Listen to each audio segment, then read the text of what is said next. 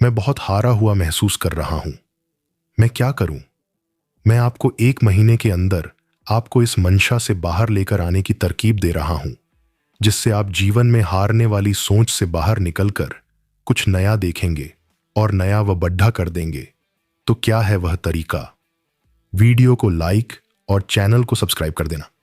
भगवान की बनाई हुई सर्वश्रेष्ठ रचना, इंसान ऐसी शक्तियां लिए हुए है कि उसको खुद भी नहीं पता, और वह शक्ति है विचार शक्ति, मन की शक्ति।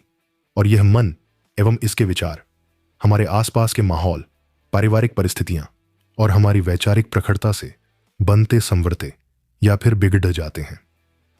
लगभग 90% आम लोग अपने मन से बात करने की व्यवस्था नहीं कर पाते, क्योंकि उसका विज्ञानम ही नहीं पता। जरा एक बार सोचकर देखिएगा कि जब कभी आप अकेले होते हैं तो अपने आप से बात करते हैं और हमेशा 2 तरह के विचार आते हैं। सबसे पहला विचार जो आता है वो आपके खुद के भले के लिए होता है। जैसे कि एक सरल उदाहरण लेते हैं। आमतौर पर आप अपनी नौकरी के विषय में सोच रहे होते हैं कि अच्छा होता कि आपको 1 लाख रुपये महीने की नौकरी मिल जाती, और बस यहीं आपको तुरंत एक और काउंटर विचार आएगा जो कि इसका उल्टा होगा। और वह भला क्या होगा? वह विचार होगा एक लॉजिक और कारण लिए हुए कि भाई आप तो साधारण स्नातक हैं और कोई अनुभव भी नहीं, तो भला 50,000 1 लाख माहवार की तनख्वाह वाली नौकरी कैसे मिलेगी? और बस यहां से आप मानने लग जाते हैं कि आप उस तनख्वाह के लिए नहीं बने हैं। तो अब यहां से वह तरीका मैं आपको बताना चाहूंगा जिससे यह लॉजिक और रीजन वाला जो काउंटर विचार आया वो आपके जीवन की रुकावट ना बन सके, क्योंकि हमेशा एक आम इंसान को लॉजिक और कारण वाला विचार सही लगेगा, क्योंकि उससे उसको यह एहसास होता है कि उसका दिमाग बुद्धि से भरपूर है और सही बोल रहा है। और यही आप गलती कर जाते हो। इस गलती को सही करने के लिए आपको खुद से बात करने का तरीका बदलना होगा। जैसे कि सबसे पहले विचार को ही सही माने और उसको अपने अवचेतन मस्तिष्क में जाने का रास्ता दें। और यह कैसे होगा कि सरलता से वह विचार आपके अवचेतन में जाए?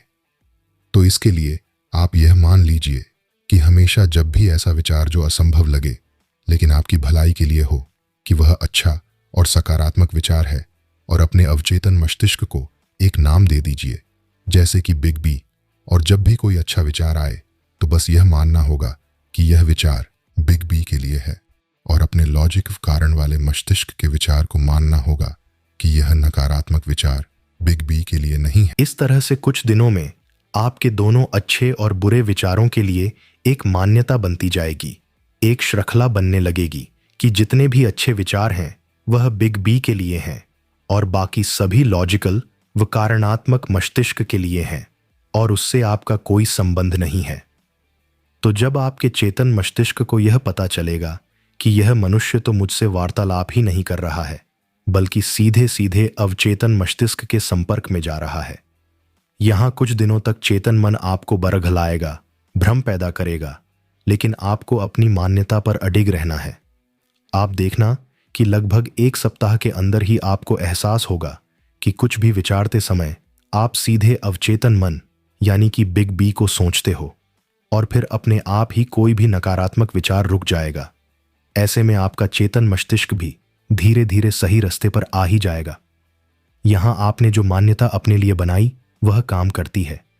कुछ टिप्स दे रहा हूं। जब आप आपने बिग बी यानी कि अवचेतन मस्तिष्क से बात करें, जैसी कि आप एक अच्छे इंसान हैं, आप सभी को प्यार करते हैं, चाहे वो कोई भी हो, इंसान, जानवर, पेड़ पौधे आदि आदि। आप अच्छा करने के लिए पैदा हुए हैं, आप प्रेम से परिपूर्ण हैं, आप किसी से दुश्मनी नहीं रखते, आप किसी की बुराई नहीं करते आदि। ये कुछ ऐसे विचार हैं जो परमानेंटली आपके बिग बी के लिए होने चाहिए। बाकी इसके बाद आपको जो नौकरी, व्यापार, प्यार, दोस्ती, कार, घर चाहिए, वो सब इस बिग बी के लिए बोल सकते हैं, और बस इंतजार कीजिए उसके होने का। थैंक्स। ओम नमः शिवाय।